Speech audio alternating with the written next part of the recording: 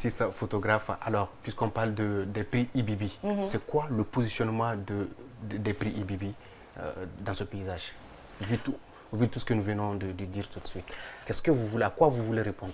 Alors, le positionnement des prix Ibibi sont clairs parce que, comme je l'ai dit, Bamako est la capitale africaine de la photographie.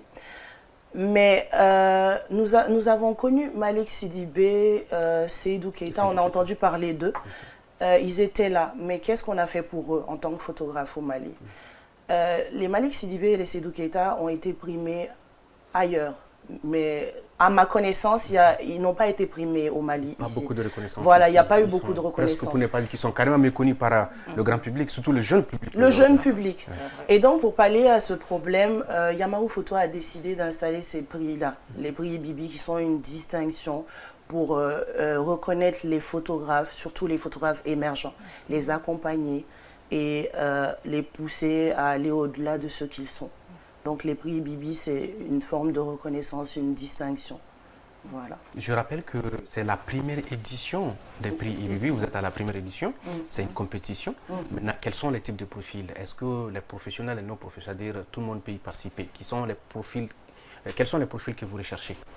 Alors, les profils que nous avons recherchés, ce sont déjà des artistes confirmés, des artistes qui sont dans le milieu depuis 5 années, je pense 5 années d'expérience dans le milieu.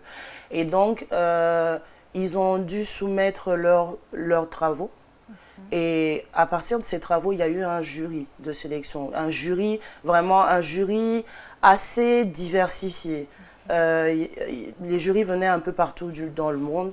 Il y en a qui sont camerounais, qui sont suisses, qui sont hollandais, qui sont maliens. Et donc, on est parti de critiques d'art à photographes professionnels, à photographes de reportage. Ils font tous partie du jury de sélection. Et ils ont été sélectionnés sur des bases que ces gens-là maîtrisent, des bases de la photographie, du regard artistique et tout ça. Donc,